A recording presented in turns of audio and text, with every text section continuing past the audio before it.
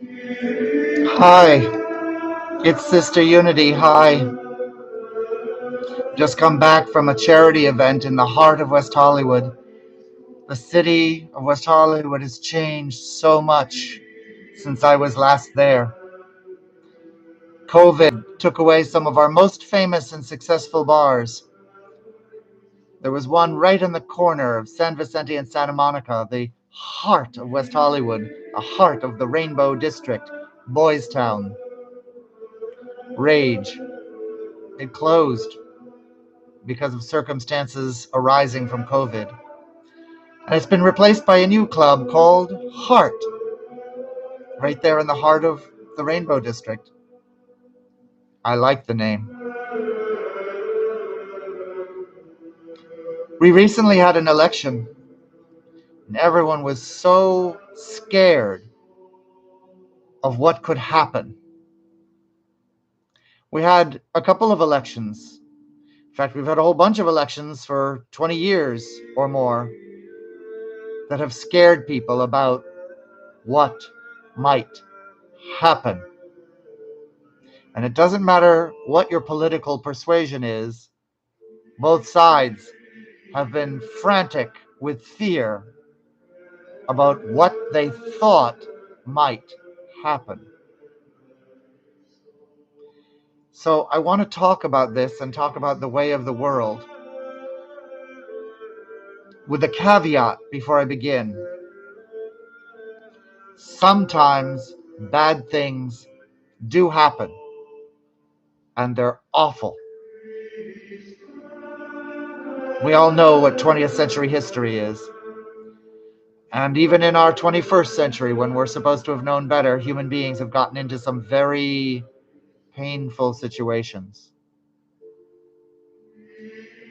But it is also true that the world is playful, and the world will not do what you expect. So you can let go of your anxiety until the deed is done. Freak out when it's happened. This doesn't mean don't care. This doesn't mean don't take actions to support the good in life. Absolutely.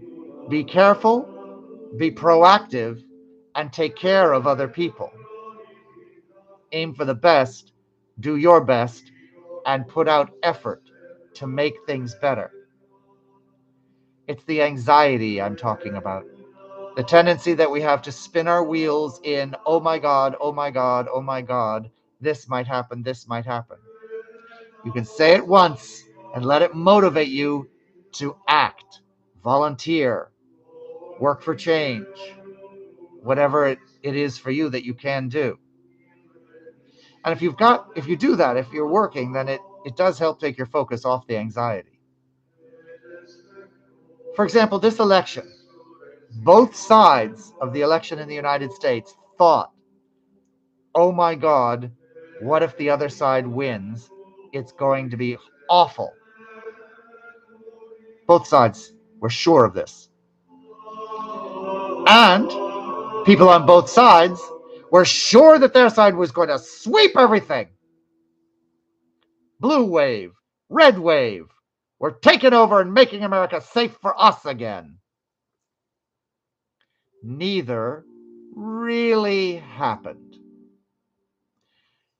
There was wins for the blue, there were wins for the red. Things are kind of balanced right now. Some people are still rabid. Some people are rolling up their sleeves to work. But the thing that's interesting is there's an air in the country of people nervously looking forward, but by and large, the fact that both sides had victories and defeats has led people to relax a bit because it was unexpected. It wasn't the disaster that was feared.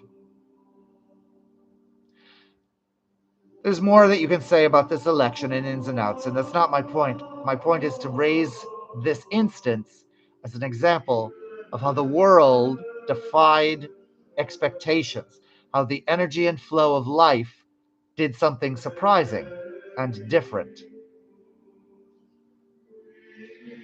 The Hindus understand, Hinduism has this phrase, Chidvilas, the play of consciousness. The universe is made of this vibrating energy of consciousness, and it's not static. It comes out of the stasis field of the base vibration of Om. But once it starts its journey, it is resplendent and playful with abundant forms of action and object, karma, bouncing off karma. They say in the anthropomorphization of this cosmology, of this philosophy, they say it's Shiva. Shiva represents the consciousness, the divine existence, and the energy to exist of it all. And they say Shiva was very bored being everything. And so he was bored being a oneness. And so he became all things, broke himself up into all these parts for his own amusement and watched them interact with each other. So the world is playful. It's built to be playful. It's built to be changing. Life is change because the energy can't sit still. The Shakti does not sit still. It plays. And in this day and age, this slippery age of Kali Yuga, nothing stays the same. Not forever. Entropy is the order of the day. There is death and there is rebirth. It is always changing. So when you set your expectations based on either your pride, your ego, what you want, your desire, your greed, your need to understand, your need to know, your need to be sure, or you set your expectations on fear, nervousness, anxiety, oh no, what if? I see that danger. The chances are equally great that nothing at all like you expect is going to happen. That something you did not expect is going to happen.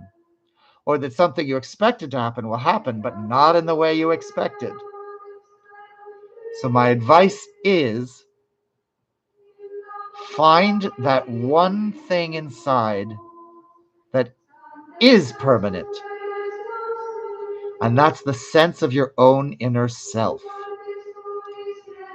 your own presence, your own being, the fact you are here. We are here. That is the one thing we do know. So just be here now and let those future things come into your mind, do their thing, but don't give them too much weight. Go like, right, okay, that's that thought. But life is change. So I'm going to focus back on what's in front of me. If you've got homework, do homework. If you've got a job, do your work. If you have friends, take care of them. If you have family, take care of them. Take care of yourself. Pay attention to the work at hand. Do the work in front of you, and what is supposed to happen will happen. If it's going to be good, it'll be good. If it's going to be bad, it'll be bad. Likely, it'll probably be a mix of each, because that's often how life goes. But if you're paying attention to doing what you need to do, your assignments right in front of you that life has for your day, you can let go of the anxiety. Now, maybe the what's in front of you is agitating for change, or supporting the cause that you believe in, making the world better. Well, do that work, because that will help relieve your anxiety. But at some point, life is going to throw a curveball, because that's what life does. Entropy is the order of the day, and the best laid plans of mice and men often go awry. There's a great expression in spiritual circles. They say, do you know how to make God laugh? And the answer is, tell them your plans. because it's based on the understanding that that's how life is, changing. And it's not as predictable as our egos and our minds, which so invest in knowing and being clear and sure. Well, we get mistaken. This part of us gets mistaken. You can be a pundit and you have a lot of experience and skill and study in a particular field, and you may be able to accurately predict something. But I'm talking about, for most people, the sort of social media consciousness of what is going to happen to me. Relax, let it go, and focus on the work in front of you. If you're too anxious to do that, then find a way to address what's bothering you and make that the work that's in front of you. Like if it's political, join a volunteer phone bank, call up voters, help register people to vote. If it's something in your family, go and be with people in your family. That can help. Or find someone who's not in your family who you can be with that makes you feel safe and comfortable, and spend time with them. This is the work that's in front of you if you have high anxiety. Now, I'm not talking about the kind of medical anxiety that calls for a professional treatment. There are professionals who can help treat people who've got tricky neurodivergent wiring that won't allow them to use what I'm saying as advice for relief. That needs some more professional advice to address. But your outlook can affect how much your mind plucks the string of anxiety or negativity. So find a different string to pluck and pluck it. My advice is do the work in front of you, whatever is the next thing that's on your plate to do in your day. Take good care of yourself. Treat yourself like your own best friend or like your own beloved child, and take good care of yourself. Take care of other people. Make sure that there is room in the world for them to express their own good. Doing these three things can help. Silence, practicing stillness and silence, can help relax you. Exercise, eating right, and sleeping can help relax you. But I also wanted to leave you with this trick, this truth that can be used, that the world is made of change. The world is made to change. The world changes. The world will change. And the changes will often be unexpected. And that doesn't mean good or bad. It's just change. So get with yourself. Get on a good program for your day-to-day. And then watch the change. Maybe with bemusement. You can write about it. You can draw pictures about it. Make art about it. Express your feelings about it. Go on Twitter and express your feelings about it. That's a nice release. But it will always be there because that's what the world is made of. The world, the universe, it's made out of this vibrating consciousness that entertains itself by being mutable and changing. I won't always be here. I'm going to fade away at some point. I may retire. I'm going to die. That's a change we know is going to happen. Do you want to freak out about it? Or would you rather enjoy me while I'm here and nod your head and recognize when it happens? Yep, Sister Unity was right. There is change. Change does happen. There it is. I can see it. Here's how I feel about it. I'm sad she's gone. I'm happy she's gone. She owes me money. It's all the play. The feelings and the event are all the play. Can you do what you need to do Can you take good care and watch the play, knowing it's just the play of consciousness, of the world? Let me know what you think of these ideas, of this concept. Leave me notes or comments below. Be sure to click subscribe so you can hear more of my philosophical tomfoolery. Be sure to check out my fairy tales because they're fun. And I will see you again for now.